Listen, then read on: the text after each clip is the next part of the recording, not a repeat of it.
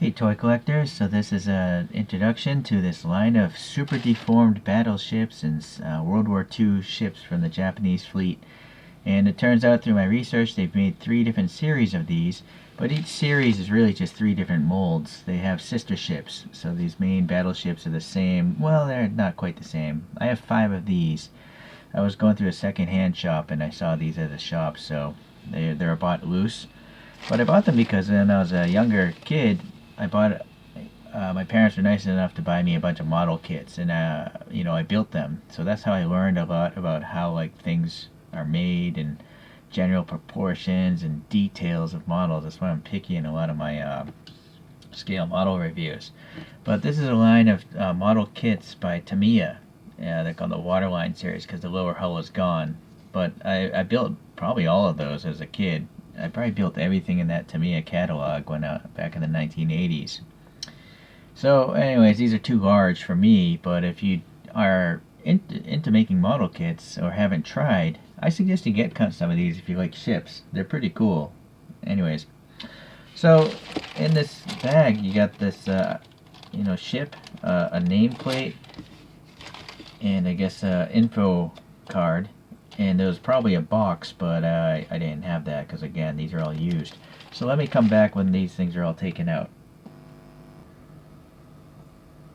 Okay, here we are with the things out of the packaging. I took Google Translate on my phone to translate this, and essentially these stats are the tonnage, the top one, and then the length and the beam or the width, and then the armaments, the guns and stuff are all listed down there. And then here's the inside of the brochure. I'm not sure why there's an arrow pointing to that. I didn't actually Google Translate this, just that first page. But here are the other ones from the collection. So I guess I'm just missing this carrier here that has the colored airplanes. This one just has all green airplanes. But I'm not too concerned about it. I don't think I'm going to collect these. I'm not sure if I mentioned earlier, but there's 3 sets of these. This is volume 1, but there is volume 2 and 3. This is a story about, this particular boat, when it was commissioned, when it was built, when it was sank, and all that stuff. So the dates here on these nameplates actually are the year they were sunk, taken out of service. Alright, so the first one, this is a heavy cruiser, the Takao. This is a class of cruiser. Wikipedia told me that there were 4 of them made. And so this is one of them, obviously. And so looking at it, I do also want to note, you see this little white mark here on the turret? That's a stress fracture. So if you try to bend that straight, it's going to snap off. The reason being is this machine gun had those fractures. I tried to straighten them out, and they just snapped right off. So that's why you can see these are all correct, protruding, but this one's missing. So if you do pick these up, you just got to live with any stressed guns, or they'll snap. I tried to twist these things, and they won't turn either. So it's just a static display model, right? So it's interesting, how they shrank it down. Looking at the bottom here, there's some propeller indication in the rudder. I think that's the symbol of the Japanese Imperial Fleet. Some anchored chain details there, the wooden deck, and then obviously the whole main structure. I believe they had airplanes on this. That's what these lines indicate. Okay, so simple enough. It's just a static toy, funky looking. This next one here, the Atago. So it's just the same as the other one. Well, close to the same. This thing's around 13,000 tons, 200 meters long. And the only difference that I could see is it doesn't have twin machine guns on the side. It just has these 2 single cannon anti-aircraft cannons. But everything else, sorry for the cat here. Well, let me just pull it up. Everything else looks pretty much the same. Right? Yep. Okay. So I guess the Takao was sunk in 1944, the Atago was sunk in 1941. Alright, so now this is one of the highlights here, the Zoikaku aircraft carrier. which was sunk in 1944. It didn't come with a piece of paper, but I can live without it. What's nice is it actually has 3 different shaped airplanes. A small one, a medium, and a large. I'm assuming maybe the small is the Zero, the Mitsubishi Zero fighter plane. And then these are bomber planes or recon plane. I'm not sure. But they're different, so that's a lot of effort on their part, I think. I used some Potafix Pro putty to stick them down. They were just loose, but I figured I'd just leave them on here. What's nice is it's got the different gray for the elevators to bring up the plane through this from the bottom and lower decks. Unfortunately, this antenna array is totally bent, and I'm afraid to move it because it'll probably snap off like those turrets. Bunch of anti-aircraft turrets, machine guns or whatnot there. The landing hazard lines there. And then, yeah, again, the foreshortening of the boat is pretty funny. That's what makes it look so comical. Alright, there we go. So it's pretty neat. Wikipedia told me that this aircraft carrier was one of 6 in the attack on Pearl Harbor. And it was the last one to be sunk as well. So, a lot of history on this one. Unfortunately, it's not good history. You know, war isn't good. But I do find that military vehicles to be interesting for their design. Okay. Now, these last 2 are battleships, and they're the largest battleships that were ever made, I think.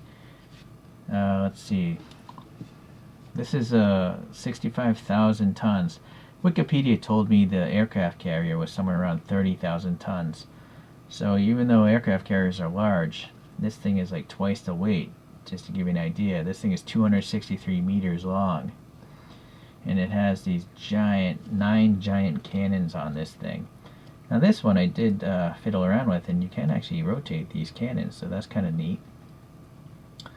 And then it's got even cannons on the side. I'm pretty sure this side cannon is as large as many main battleships' main cannons. So, alright, so you can all see the foreshortening here. It's like a teardrop shape on this one. And then the logo here, anchor, some sort of beams here, probably for additional support. And then some chain details up there. The whole engine stack there, the smokestack. And then you'll see, unfortunately, this array is, it's off to the side and is bent quite a bit. This had 2 airplanes on the back, probably for reconnaissance missions. Okay, so that's that one. The Musashi was sank in 1942. I think at the Leyte Gulf battle, but correct me if I'm wrong. Okay, now this is the flagship of the Imperial Fleet, the Yamato. So 64,000 tons. And it's the sister ship to the Musashi. But you can obviously see it's like a Musashi, and then they just put on as many guns as they possibly could. And so it's quite crazy. But everything else looks pretty much the same. This antenna array is a little more vertical, but still not perfectly oriented. Yeah, these cannons do twist. Yeah, there we go. So this is the one you want to get from this collection, I think.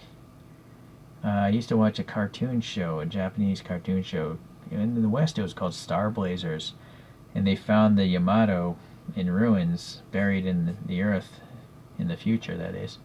And they converted it to a flying spaceship, and then they fought aliens with this spaceship of the Yamato. So I thought that was a really cool Japanese cartoon. And let's see, the Yamato was sank in 1945. Okay, so they're interesting. I didn't actively seek this out. I was just perusing an old second-hand shop and saw them, and I'm collecting these cartoon cars. So I'll just show you for comparison. Here's a Tiny Q BMW, so that's a cartoon style car. And then here's an Alfa Romeo from Choro Q, which they're the originators of cartooned cars. They've been doing it for like 40 years. It's possible that maybe these Choro Qs were the first cartooned toys.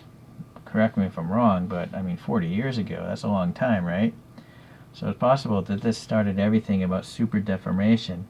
Nowadays you can get deformed everything. Gundam robots, obviously caricatures of people and cartoons, these cars, and now boats and airplanes and almost tanks. Everything is now, there's a cartoon variation of them. So it's quite interesting. Alright guys, well, I appreciate you watching, and honestly I'm not sure if I'm going to pick up any other ones.